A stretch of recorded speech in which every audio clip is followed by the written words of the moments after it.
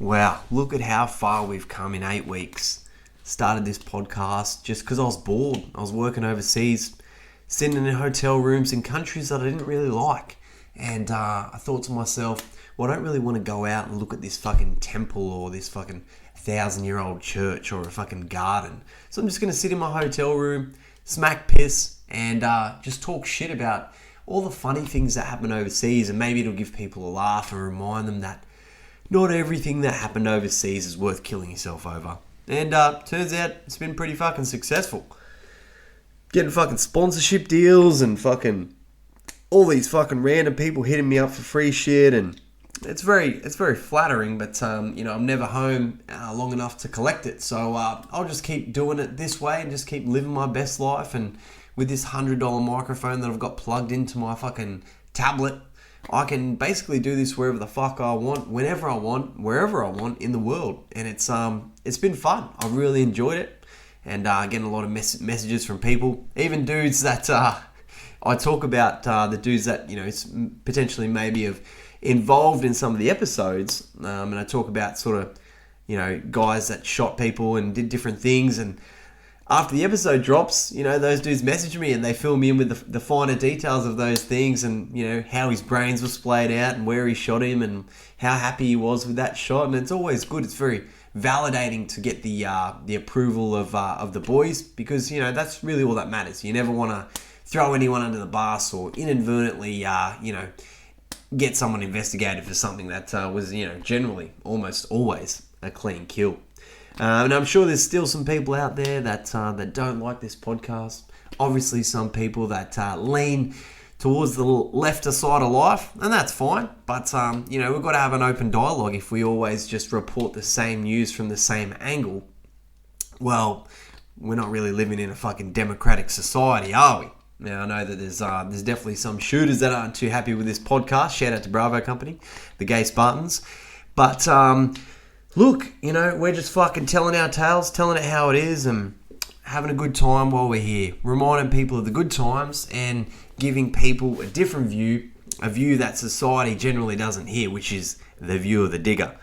The view of the fucking lads that were down in the trenches, not the dudes that were sitting in headquarters reading fucking thesauruses, trying to put fucking big spiels together for media releases and, making sure their uniform looks good every time they fucking jump in a photo opportunity. Nah, you want to fucking hear the stories from the boys that were at the coalface, that were fucking standing in shit pits, that were fucking watching dudes get turned into Swiss cheese on fucking cliff faces. And, they're going to have a more real, a more raw perspective on life, because their life experiences have obviously been a little bit different to those that were happy to sit in an office cubicle or work in a job far removed from the sights and smells of fucking the dead corpses of Afghanistan. So, in the last fucking week or two, I've seen the photographs of the last Australian soldiers leaving Afghanistan, and obviously some senior officer had to fucking be the last dude to fucking stop and pause and reflect on the back of the aircraft leaving Afghanistan and get a photo opportunity in, naturally. And that's cool, Obviously the War Memorial are going to want to see stuff like that. But I'm sure the Australian public and most of my followers, well, they just really want to see, pictures of us fucking shooting people and blowing things up. So, cool story, cunt. Maybe frame that photo for yourself. But, where were the boys on that trip that were actually providing security for you? What about the pilot that was fucking flying in and out of there fucking, 50 times in his career, when there's fucking anti-aircraft, RPG threats and fucking lethal munitions flying around everywhere? How about you give that cunt some credit? Fucking maybe do a story on him instead of the fact that you were the last cunt to fucking set foot in Afghanistan. Because no one really gives a fuck about that. So, a lot of people in the last week that we've, with the collapse of Afghanistan, have been reaching out to me and sort of said, Skojo, we'd love to hear your opinion on the withdrawal down in Afghanistan and how you feel about it all. And obviously, my opinion is going to be a little bit different to others, so I'm happy to talk about it. So I've pushed back all the other episodes that I've pre-recorded to talk about this one because it affects us and it's affecting a lot of dudes' mental health, I think. So maybe we need to reshape the way that people are thinking to make them a bit happier. make them a bit more proud of the things that they did in Afghanistan. So I thought, well, a lot's been going on in, if you follow the same pages that I follow on Instagram and on Facey and all the little fucking spicy fucking photos that get put up by different groups and different articles, well, you'll often see that the Taliban have been basically just wiping out all the positions and bases and stealing all the weapons and vehicles and ammunition that we gave them and the US government gave them over that 15, 20-year period we spent in Afghanistan. And it's pretty disappointing to see. But what you don't see, if you dig a bit deeper, you will see, and I definitely saw it on a page called Funker350. They uploaded about 2 days ago a video of about 10 Afghan commandos surrendering to the Taliban. And when they got about 10 meters outside the compound, the Taliban surrounded them and murdered every single one of them with a PKM machine gun about 2 meters away. And then they went around and systematically executed every one of them.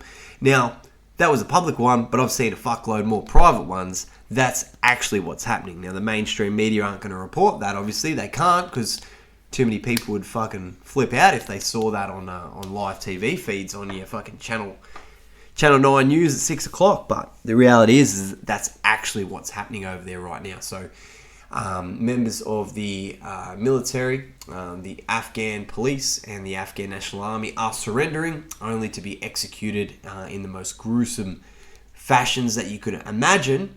And that's just the way it is over there. You know, they talk about, and you've seen the movie Lone Survivor, where they talk about and they fucking church it up. The concept of Pashtunwali. The concept of Afghan people will look after their enemies.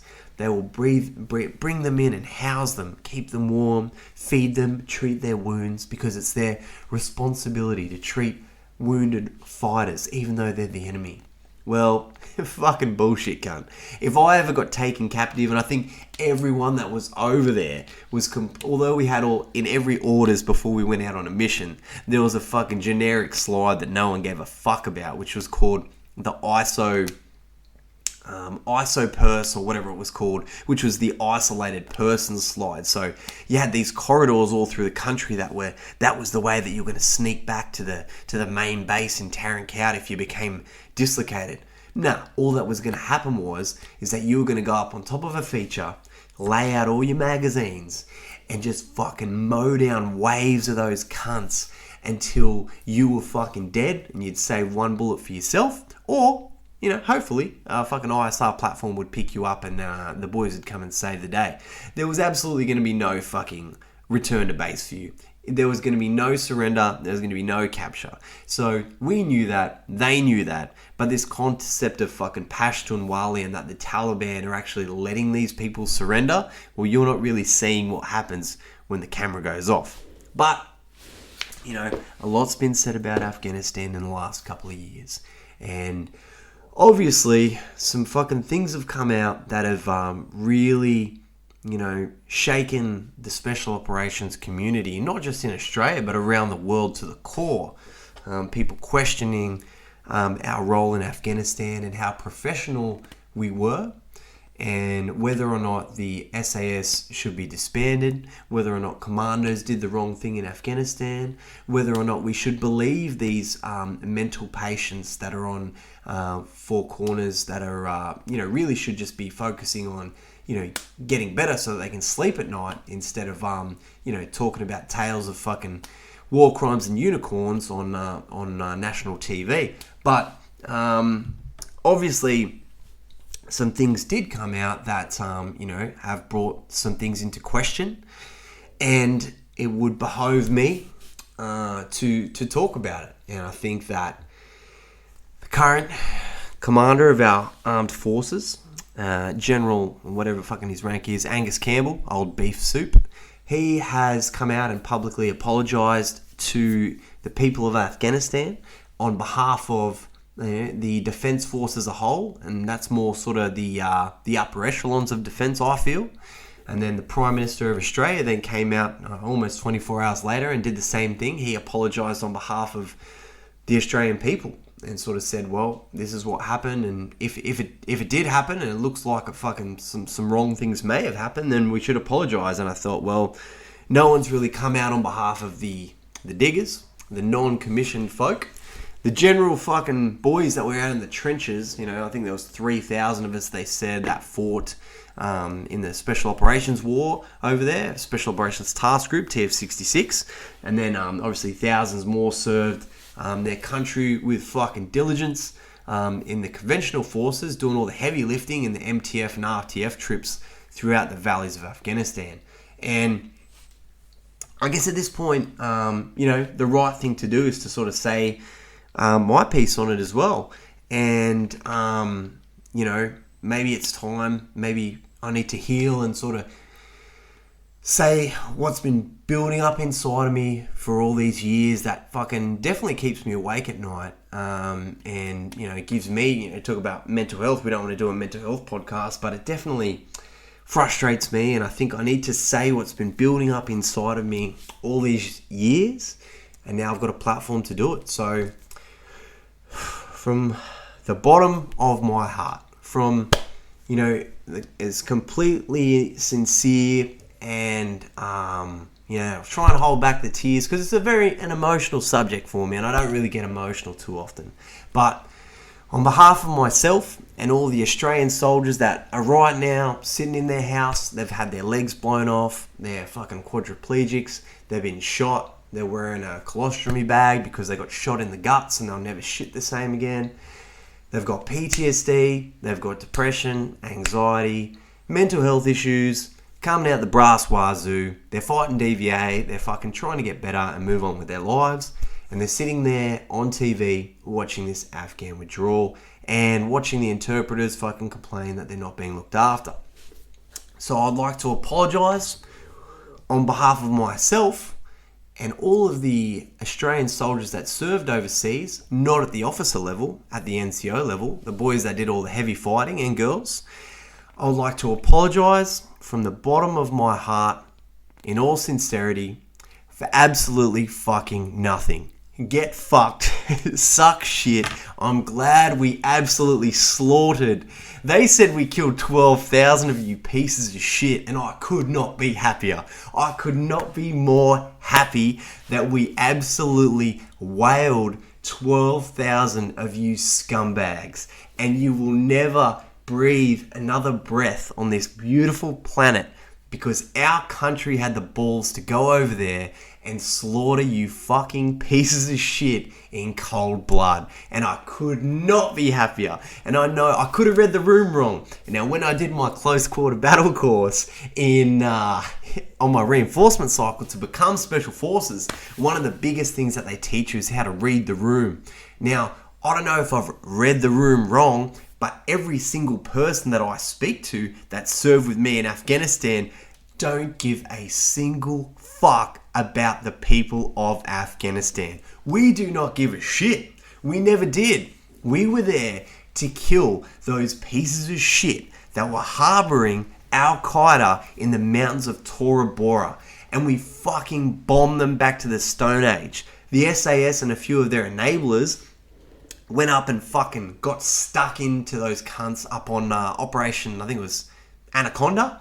And they fucking walloped them. And then that started a chain reaction where for the next, 15 years, we were out there shooting those cunts as thick and fast as we possibly could.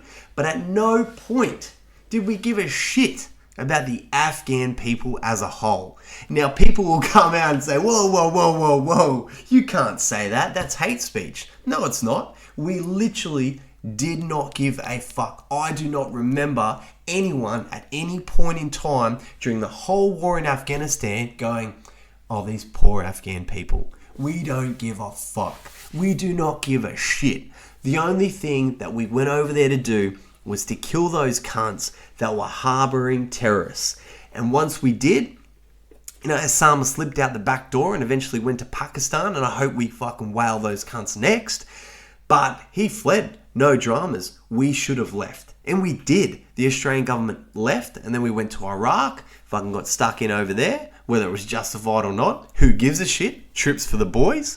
And then, I guess the only real failure in the war of Afghanistan was the fact that we went back over to Afghanistan after achieving what we'd achieved. But, you watch the footage of those planes slamming into those fucking Twin Towers on 9/11, people jumping to their deaths on fire. Yeah, you know what? It's probably justified another 15 years of us going over there and wiping out a whole generation of Taliban fighters. And we're not talking about killing innocent people. We're talking about killing the fucking Taliban. People, and you can Google it right now. I'm actually going to do it.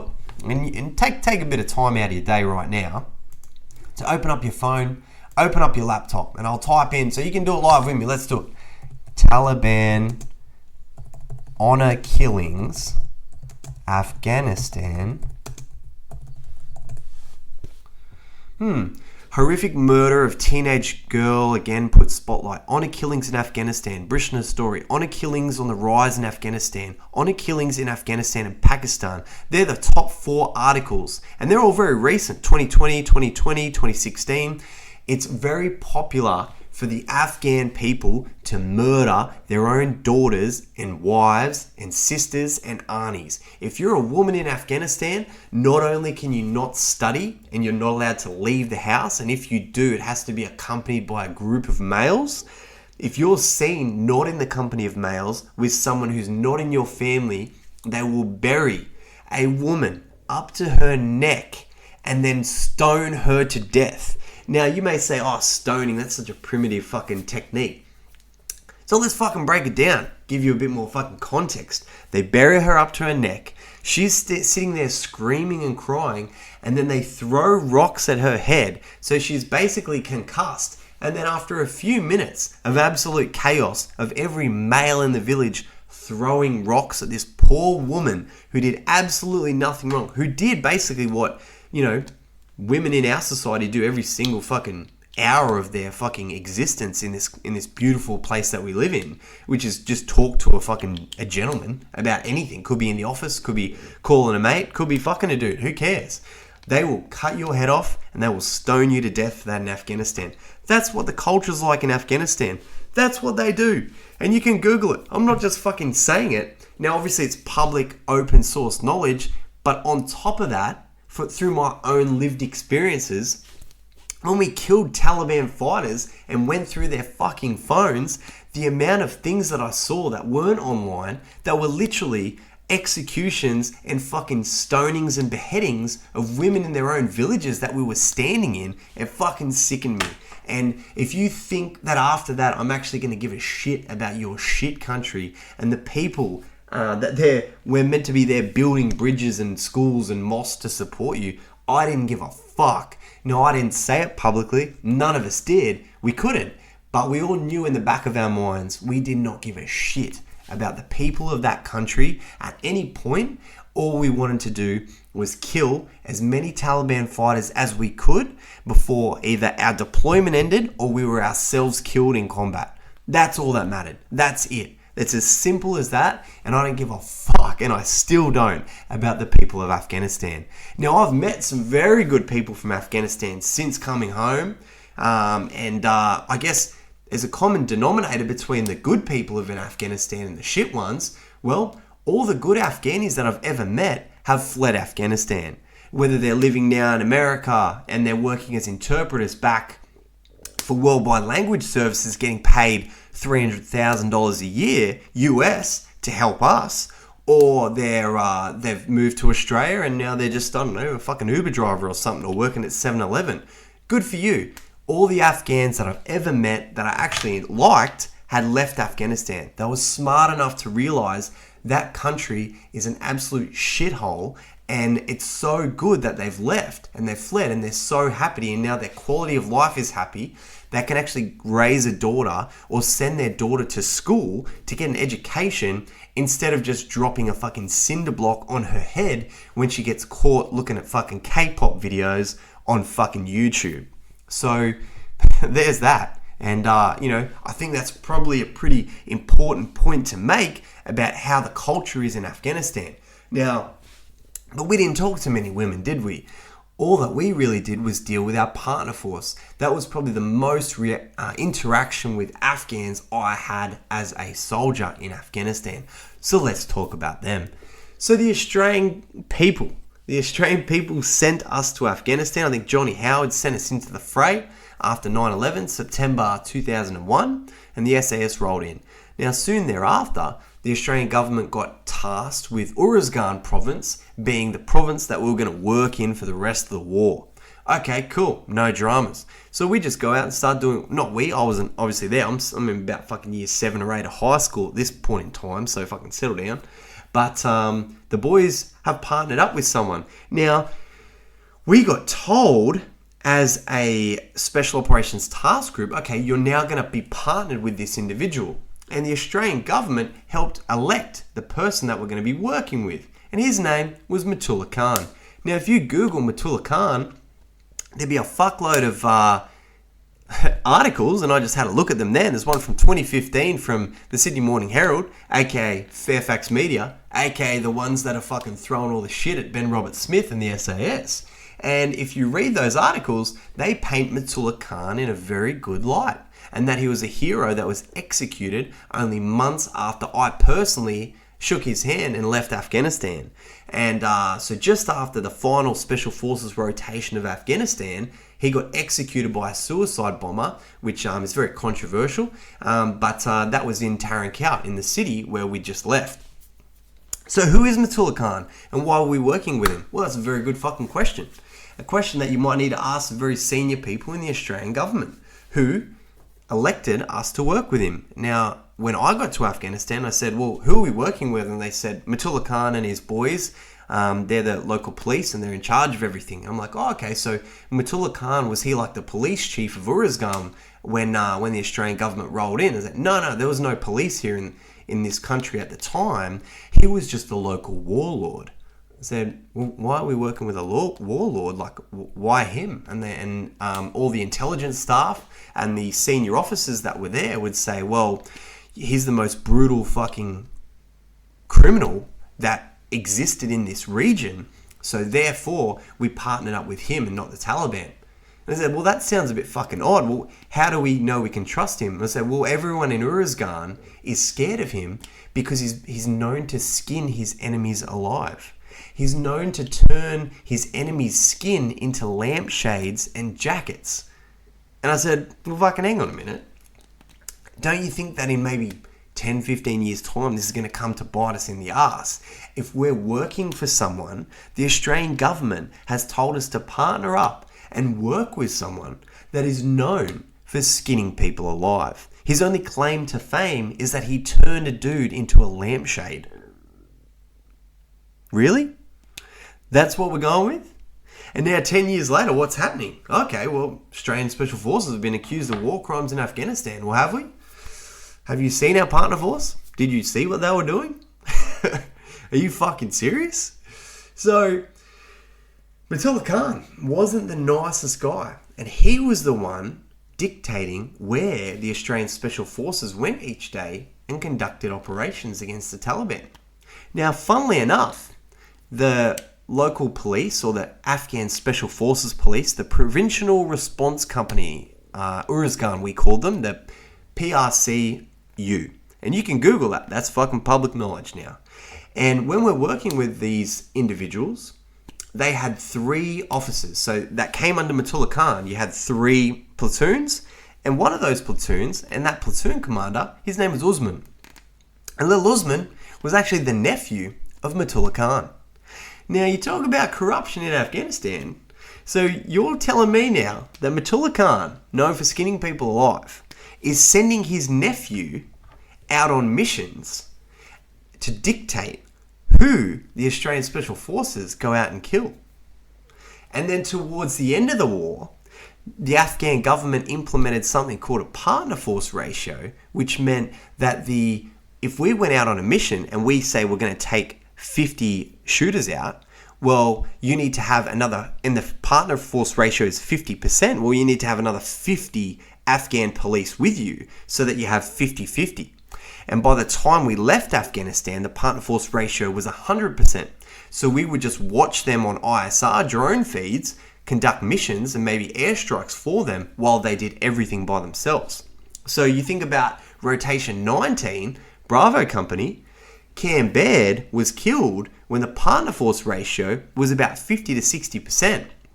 So if there was a platoon, let's say Bairdy's platoon was out there fighting, and you had 30 dudes out there, that means there was another, let's say at least 30 Afghan police there. Why weren't they clearing compounds? Why did Cam Baird and his team have to go and clear a room of fucking 8 to 9 insurgents that are fucking shooting at and already shot one of the other team leaders?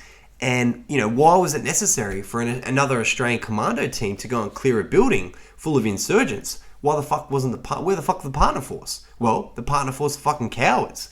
They didn't really care about fighting the Taliban. They would just leave that to us. In my personal opinion, the only reason that the partner force wanted to go out there was when we weren't there and the partner force ratio was 100%, so that they can go and collect debts and money off people and settle old 1,000-year-old scores. It doesn't make sense that Australian soldiers at the latter end of the fucking war were dying in combat and receiving gunshot wounds. That doesn't make any sense if the partner force ratio was so high, because the only casualties sustained should have been from Afghan soldiers and Afghan police. Does that make sense? You get what I'm fucking saying here? A little bit of corruption. So that's our interaction. I'm going to get more into that topic a bit later on, but we'll fucking just dip our toes in for now and say that, well, let's just say it blatantly.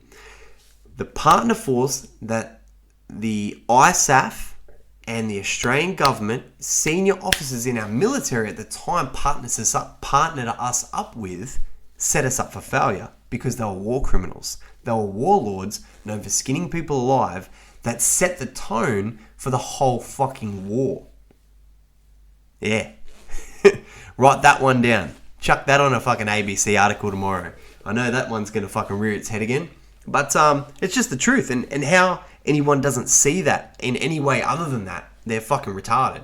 So that's my interaction with the Afghan people. And so do I feel sorry when I see them being overrun and turned back into Taliban now? No, I don't give a fuck. You know why I was personally in Afghanistan? I've said it before. I wanted to buy a fucking jet ski. I wanted to buy a Holden Maloo VY. And I did. And now I wish Afghan was still going, not because I want to fucking rid the country of fucking Taliban. I just want to buy a VF Maloo. I want to buy an R8 VF Maloo, full walk and short pack, fucking full sports exhaust, 3-inch through, fucking extractors, maybe get it fucking tuned up. Maybe get it dropped at the back on fucking super springs. Who fucking knows? Maybe even put a jacuzzi in the back of it. Maybe drop the roof on the Maloo and turn it into a convertible. That's kind of my reason for wanting to go back to Afghanistan.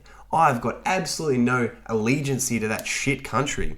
Probably the most embarrassing thing from Afghanistan, people say, like, how can you be proud of serving in Afghanistan? You just got flogged. Did we? We've, just the Special Operations Task Group alone, killed, they say, around 12,000 Taliban fighters. Now, we lost 41. Now, if that was a footy score, if that was AFL, if that was league, if that was soccer, if that was fucking NFL, if that was hockey, and you had a score of 12,000 to fucking 41, who do you think fucking won? Why don't you go ask the mothers and fucking grandmothers around Uruzgan, do a little what's it called? A little survey. And go ask the Afghan people, hey, do you guys feel like you won? Well, why don't we interview all your fucking sons and ask them? Well, you can't because they're all fucking dead. So who won? Who won? I think we won. So people are going to say, nah, you guys lost. Well, did we?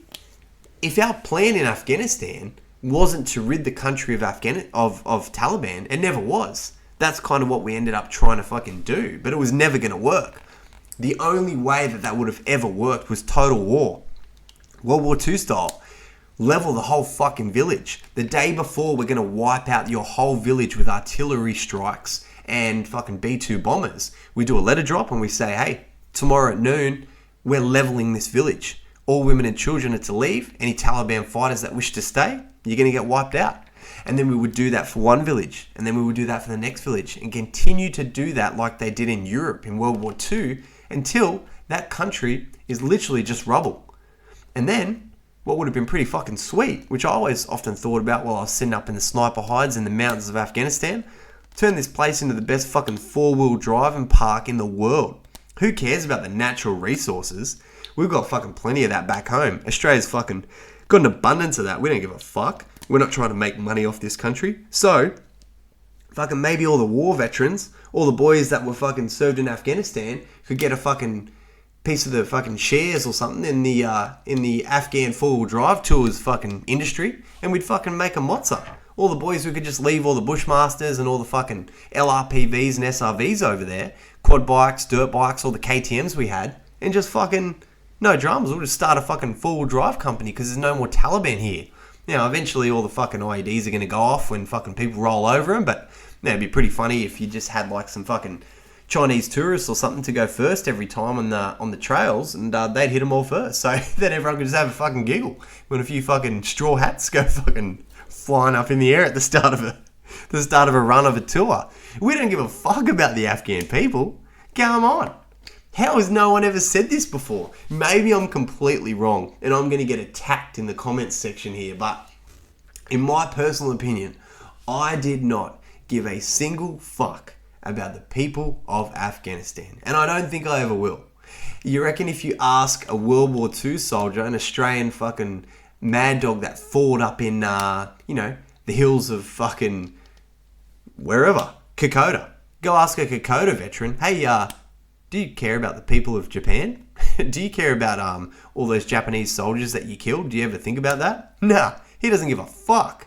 He does not give a single fuck. He has a beer every night and has a giggle every time he has a sip of his beer, thinking about all the fucking Japanese soldiers he shot in the head who were raping and pillaging their way down through the Southeast Asian fucking peninsula. So, there you go. Now, is that it? Is that all I've got to say? Of course not. Of course not. So now everyone's fucking turning to the next fucking hot topic, which is interpreters. And I fucking mentioned it before.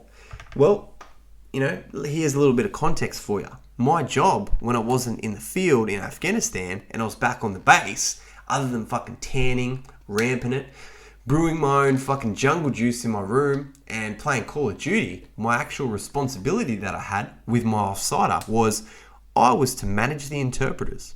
I was actually in charge of the interpreters, making sure that their pay was right, making sure that when they lost their fucking pants, that I got them a new pair, making sure that they were ready for missions, and making sure that their welfare was good. And obviously that meant that I saw their paychecks. And I'll tell you right now, I've never worked with a group of people in my life that have got paid as much as those individuals. And they were fucking legends, most of them, and I'm still very good friends with them to this day. Oh, fucking shout out to Yama, you fucking mad dog, who drives a fucking Lamborghini right now. My best Afghan interpreter now drives a Lamborghini and is in a very successful position over in New York. So fucking good on you, Yama. Fucking sick cunt. And you work very hard. And my interpreter, Yama, he got so fucked up in an IED blast where a few American soldiers died, his knees were so shattered that he wanted to stay on and work with us. So every few months, our medic would illegally give him a fucking cortisone injection in his knees because he had no fluid left in his fucking knees from that IED blast where he should have been dead. So we would get injections into his knees so that he could keep his knees lubricated and we could keep going out on patrol with him because he loved it that much. Obviously he loved it that much and he's getting paid about 300,000 US dollars a year. So when we would say to them, hey, you've been here for fucking 9 months straight, it's probably time that one of you interpreters go home back to America for a break, they'd say, fuck off. I'm getting paid way too much to go home and have a fucking holiday. Because they knew that the war was coming to an end. It was the last rotation of Afghanistan. They were smart. So when I look at the interpreters now, fucking Crimea River, oh, we can't bring these 180 interpreters home, we've got to help them. Biden said and Trump said that America's pulling out about a year ago and it's blown out. If you haven't left the country by now, if you didn't have your paperwork in as an interpreter by now to get home, that just means you're a greedy fuck that was waiting until the very last safe moment to withdraw to soak up all the fucking funds of this war that you could before leaving. You put money ahead of your own personal safety, and that's a choice that you made. All the interpreters that I work with are safe now, running successful businesses around the world, and they've invested that money wisely. What the fuck were you doing? You decided to stay in that country and create a fucking target on your back, knowing that the Taliban are fucking seizing control of rural areas and moving into town. It's your fault. You greedy fuck. Now, does anyone, am I fucking going insane? Does anyone else not fucking see that? I know that this is a freaking different podcast to my usual kind of podcast, but I think I just have to get this stuff off my chest. I feel like I'm going insane because all of my fucking friends and colleagues, when we get on the source, this is what we talk about, but no one's ever verbalized it before, because this is something that maybe if I say the opposite of this, oh, we got to bring all these interpreters home who helped us and they saved us and they made me coffees in my meetings. Well, I don't give a fuck about them. And, you know, that's probably what people expect me to say, like, oh, we've got to help these boys. I don't give a fuck. They were getting paid so much money. And, you know, an Australian soldier probably gets what, you know, $60,000, $70,000 a year. The interpreter was on fucking 3-4 times that. Pull your fucking head in. If they want to stay there and earn that money until the last safe moment, then that's on them. But the Australian government has since come out and Dutto said, no, who gives a fuck? You know, fuck them. We're not going to speed up their visa process any faster than anyone else because we've got to make sure that they're not Taliban themselves and they're not a threat. And people said, no, well, that's bullshit. Well, let's get them home. Like, no, everyone that comes here from Afghanistan is safe, is vetted. Well, let me tell you a little story about what kind of gets overlooked often. Shout out to the ABC and Fairfax Media for constantly reporting the fact that in the Dr. Crumpet's report, one of the most fucking damning things that, you know, almost made me even feel sick to my stomach hearing it, think that if it was true, it's disgusting, is that SAS soldiers cut the throats of two 15-year-old boys, bagged them, and threw them in a river. Bzzz. First of all, 15-year-olds. Interesting comment there. 15-year-old boys. Now, to say a 15-year-old boy isn't a threat, I remember when I was 15, I was a massive fucking threat. I think I had my house raided when I was 15 because me and my brother drove around the suburbs and I had a cap gun and I was pulling drive-bys with a cap gun. So the police raided our house thinking that it was a real gun, only to find out it was a cap gun, and I got a warning. Although they put me in the cells, that was the type of person I was as a 15-year-old. So, Afghan 15-year-olds. Nah, maybe they're actually responsible. Maybe they're actually not as dangerous as what I think they are. But then I think to myself, well, hang on a minute. Wasn't there a terrorist attack in Australia not so long ago? Well, there was the Link Cafe, where a Taliban cleric named fucking Man Monis, an Iranian fucking extremist, decided to fucking hold that bitch hostage and he killed a few people. But then wasn't there something else that happened? Let's fucking Google it. Let's just make sure, because I could be completely wrong. Afghan immigrant terrorist Parramatta execution Curtis Cheng. Oh, a 15-year-old named Farhud Muhammad, an Afghan immigrant, fatally shoots a police worker outside of a Parramatta police station. That's interesting. 2015. So, there's only been 2 terrorist attacks in Australia, and one of them was committed by a 15-year-old Afghani immigrant named Farhad Muhammad. That's interesting. That's very interesting. So to say that a 15-year-old Afghan boy isn't a threat, well, maybe you should tell that to the family of Mr. Curtis Cheng, who was executed by a 15-year-old Afghan boy outside a police station in 2015. Excuse me, I'm just going to laugh for a second. Oh boy, I just had to have a few minutes there. It was almost like a realization for me that maybe the media tried to fucking sway people to certain sides. But obviously, if that's true, that, oh my God, the SAS killed two 15-year-old boys and slit their throats and bagged them and threw them in a river. Well, first of all, if you're trying to hide a body, you're going to put it in a bag and throw it in a river? It's going to float. That doesn't make any fucking sense. Now, second of all to that, it just goes back to the first point. That's just fucking ridiculous. Because no one on patrol carried body bags. I never once carried a body bag. So what kind of bag are you talking about? Did they put him in a Mars bar wrapper or something? Like, what are we talking about here? That actually makes no fucking sense.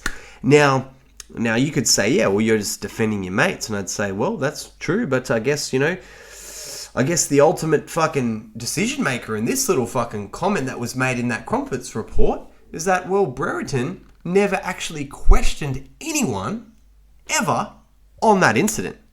Not even mentioned in the IG-8F report, the redacted or unredacted version.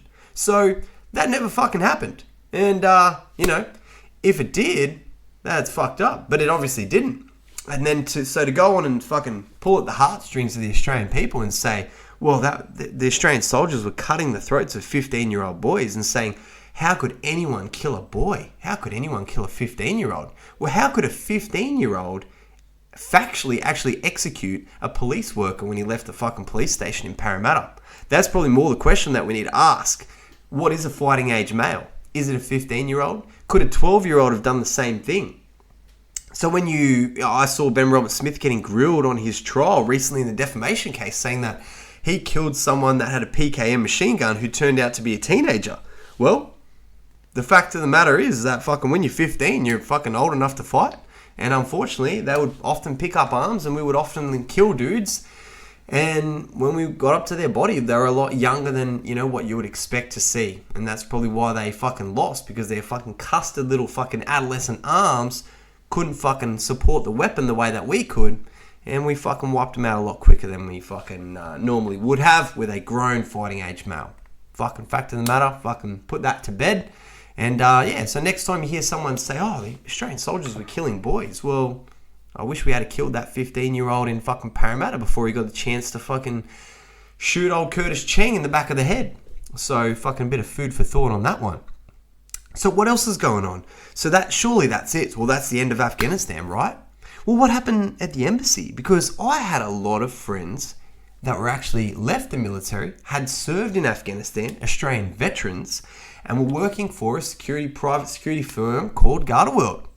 Now, those mad dogs are pulling security for those political staff that work for the Department of Foreign Affairs and Trade, aka ASIS, aka those fucking secret squirrel boys that were fucking working in Afghanistan up until very recently. So what happened to them? When the Australian soldiers all pulled out of Afghanistan, what happened to the Afghan embassy? Surely the Australian government wouldn't turn their back on their own people, their own fucking veterans that are pulling private security on their front gate for them. Of course they did. Didn't you, DFAT, you dirty dogs? So, what happened was, the Afghan government got notice, allegedly, from DFAT a few months back in May. So the Afghan government knew that the Australian government were going to leave and what date they were going to leave. So they slapped all the boys that were working tax-free in Afghanistan for the last couple of years with a $10,000 to $30,000 tax on their pay before they could leave the country. Now imagine at your employment right now, if that happened, you'd tell your boss to get fucked. But over there, you can't, because you'll end up in an Afghan prison and probably get fucking raped for the next 10 years living in a cold prison cell. So they had to hand over between $10,000 and $30,000 of their hard-earned danger pay standing on a front gate where fucking VBIDs are driving past all day, every day to protect Australian government officials, ex-Australian soldiers, ex-Australian infantry soldiers standing on the front gate of an Afghan embassy. That's what's happening a couple of weeks ago. They get slapped with a huge fine from the Afghan government, unbeknownst to them. Then, all of a sudden, DFAT start burning all their documents and fucking shredding everything and told the boys, hey, we're fucking out of here, 10 days notice. And the boys said, what? And they said, yeah, we're fucking out of here. So they got on a plane and fled the country. Now, this is about 2 weeks ago. So what happened was all of the Australian veterans that were fucking looking after them are then gone, well, what the fuck do we do? All the Afghans that were working on the base as cleaners and support and interpreters came in and started threatening and demanding that these private military contractors who are ex-Australian veterans start paying up or they're going to execute them. So the boys, ex-Australian soldiers, are then put in an extremely dangerous position by the Australian government and had to flee the country overnight, leave everything that they had behind. Now imagine the amount of tactical equipment, weapons, body armor. They literally left it there, got on a plane and fled, and are currently sitting in Europe in a backpackers because they don't have time or the money to come back to Australia and put in all the applications and travel exemptions for quarantine. So the Australian government not only fucking apparently stitched up all these poor interpreters, but no one wants to talk about the fact that they also fucked over hundreds of Australian veterans who were on the front gate of all the embassies in Afghanistan when the embassies turned around and just fucked off in the middle of the night. So I've been working through the back channels to try and get these boys contracts in other companies and in other regions in the world, and it's been hopefully pretty successful. I've definitely lined up one with some of the boys. Shout out to the Iraq fucking circuit, and yeah, fucking that's what's been going on in the background. So who gives a fuck about the Afghan people and what's going on over there and the interpreters that were too fucking greedy to flee the country? Let's worry about our own. Let's make sure those veterans get home safely. And if you've got any work, make sure you reach out to Garda World and fucking get those boys on the payroll, because they're very experienced, very dedicated lads that until the very last safe moment were there protecting Australian diplomats while they were surrounded by Taliban. The whole country's falling. You've got interpreters and insiders demanding that if they don't pay the invoices that DFAT have fucking skipped town on, that they're going to kill them. So that's just, that's the crazy thing about Afghanistan. It really just goes to show what the vibe is like over there. So to ever trust them, to ever think that our sole purpose in Afghanistan was to rebuild that fucking pathetic weasel-like country that it is, and not just hope that it gets turned into rubble so we could build four-wheel drive tracks in Afghanistan, you're a fucking moron. You're an absolute fucking idiot. So that's my take on it. I know this podcast has been a little bit more serious than what you'd fucking normally expect from a Scojo podcast, but the amount of people wanting me to raise this issue because it's never been raised before, because other people are just, I guess, trying to pull at the heartstrings of the Australian public and show their support for the interpreters in Afghanistan and, oh, the poor people of Afghanistan. No, go on Live Leak, watch a few execution videos and fucking honor killings, which is what the Afghan people call it, when they stone their own women to death, when they throw homosexuals off buildings, when they fucking implement Sharia law and fucking cut people's hands off for stealing loaves of bread. That's what the Afghan people are like. And I don't give a fuck what happens over there. The best thing that we can do is lock them all in, let them go nuts, let the Taliban take over as much land as they want, and close the borders to that shithole forever. And that's my recommendation. Vote Scojo for fucking Prime Minister one day. It's been a fucking pleasure, guys. Hope you enjoyed it. Hooroo, ta-da, toodles. Now, you know what? I'm still not fucking finished with you cunts. You know what fucking pissed me off as well with the Afghan partner force that they forced us to fucking work with? Was the fact that they used rape as a punishment and a training tool in their organisation. So what would basically happen was, I would say, it's Wednesday night. I'd say, oh, well, we haven't done a mission in a day or two. We better get ready because I guess we're going to do a mission on tomorrow being Thursday. And everyone would say, nah, bro, we don't do missions on Thursdays. And I'd say, well, why not? And they'd say, well, Thursday night's rape night down at the fucking Afghan compound. And I'd be like, you what, cunt? You fucking said what, cunt? And they'd say, yeah, it's very common. And you ask any single veteran that served in Afghanistan, and I'm not talking about someone with an Afghanistan medal in the Navy or someone that served time in AMAB or Dubai. I'm talking about someone that was in Afghanistan and actually went out and fucking fought for our country in remote patrol bases all over those fucking shithole valleys that smell like dog shit. And asked them, hey, Can you just tell me something? What happened in Afghanistan on a Thursday night? What was the activity that happened in Afghanistan on a Thursday night? And I guarantee you, any single combat veteran that served in Afghanistan will go, oh, it's fucking Man Love Thursdays. That's when the partner force rape each other. So what would happen is those 3 platoon commanders that I talked about would rape their new soldiers. The new young men that have signed up to be Afghan police would be molested and raped openly in front of everyone by those 3 platoon commanders and platoon sergeants. This is no word of a lie what actually happened. And you knew who those dudes were on a Friday because when you went out on a mission, there'd be 1 or 2 dudes with their fingernails painted orange, they'd have makeup on, mascara, and it was absolutely fucking abysmal because in our society, in Western society, in Australian society as a whole, yeah, fucking every now and then the boys make rape jokes and fucking have a laugh at the fucking Afghan rape babies that look fucking Russian in a rural village in Afghanistan. Why do you look like a Russian? Oh, because, there's a rape baby from the last fucking Russian invasion with the Mujahideen in 1982. And we'd have a fucking cheeky giggle. But, that's not cool. Obviously, rape isn't fucking something that we should take lightly. And I think that if you were to ask any Australian male, what do you see as a greater fucking crime, murder or rape? I think everyone's going to say rape. Everyone's happy to see a dude get murdered, fucking bashed, bikies and fucking murders and pubs and people getting cow punched, knocked out and died. No one really cares if a man murders another man. No one gives a shit. It's going to happen. It's happened since the beginning of time and it will continue to happen. But what is completely unacceptable in our society is rape. But the people that the Australian government had partnered us up with to be friends with are known for raping people on a Thursday night. So I personally, this is just Skojo's personal fucking view of fucking Afghanistan, I fucking hated that. I despised the fact that I had to wear an Afghan patch on my arm and show solidarity between Australia and Afghanistan when they were fucking raping their young men and boys whenever we weren't around. And then the next day I'd go and shake their hands and be told like, nah, these are our partner force, these are our friends, these are our brothers in arms. They're fucking scum.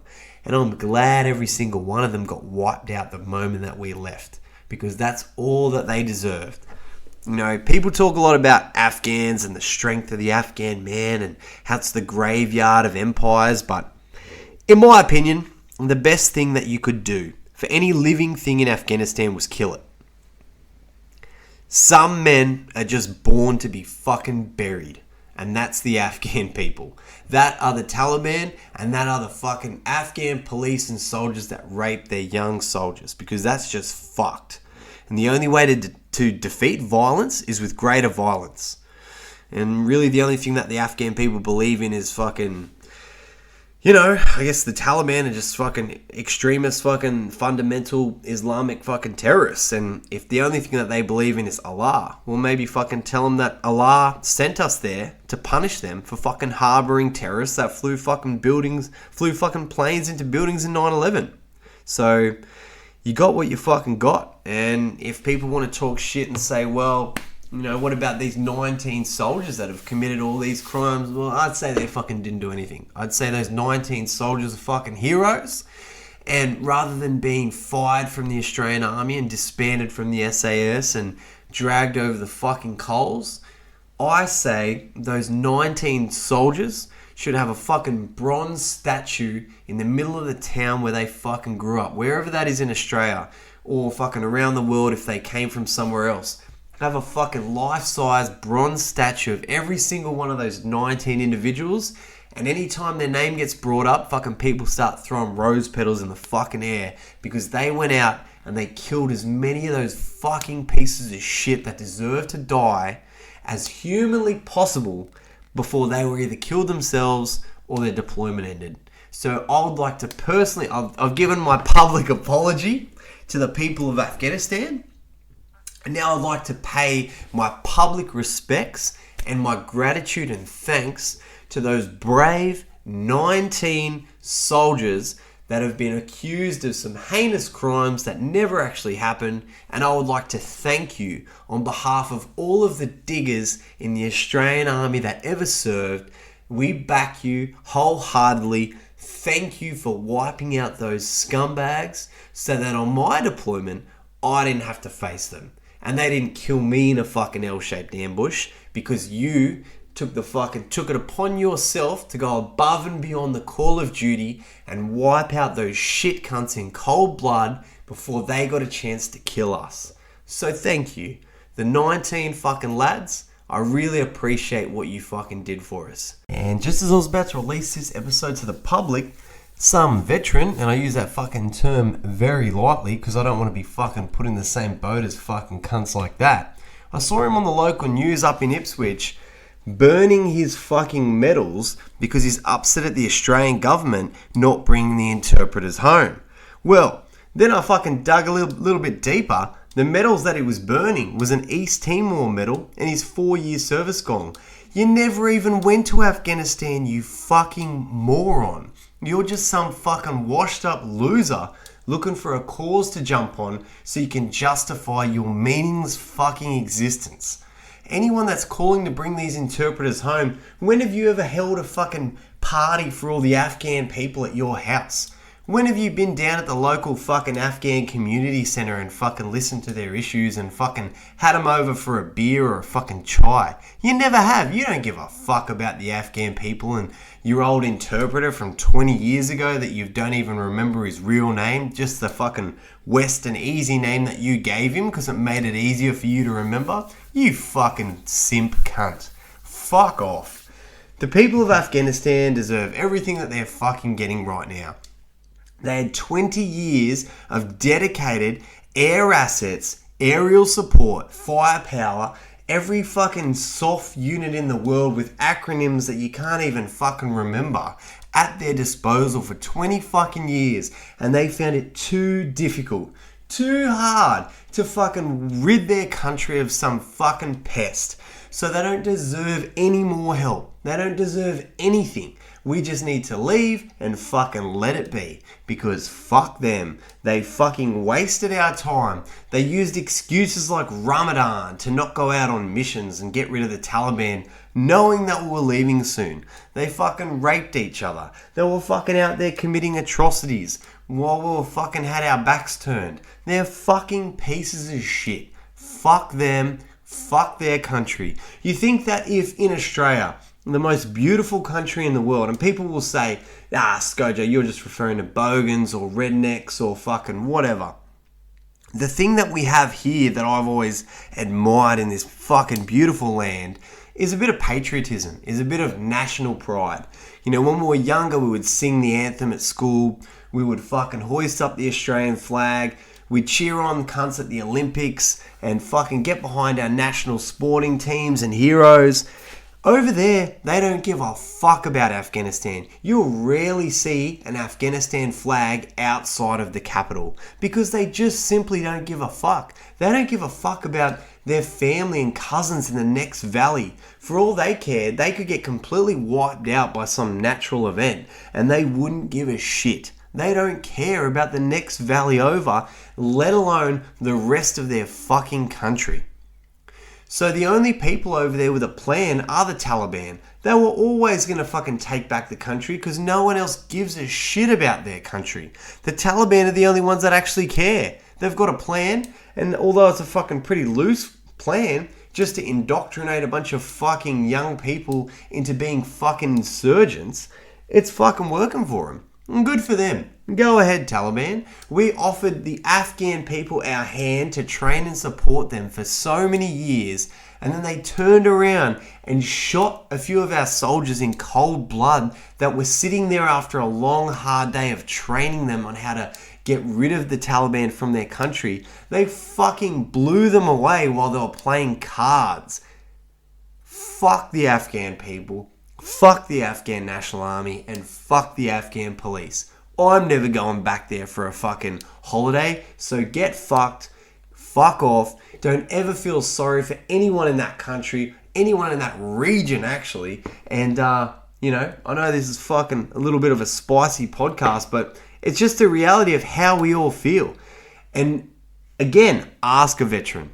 Ask a combat veteran, not just some cunt who served in East Timor or some major engineer fucking ex-officer simping for fucking interpreters on the fucking nightly news because he has a fucking hard time thinking that his interpreter from 20 years ago that he hasn't give a fuck about and didn't bother leaving the country despite Trump and Biden saying this is the withdrawal date for the last fucking 3 years. They decided to stay there and soak up every fucking dollar they could before they left. That's on them. It's got nothing to do with us. So fuck off, get fucked, see you later, you fucking morons.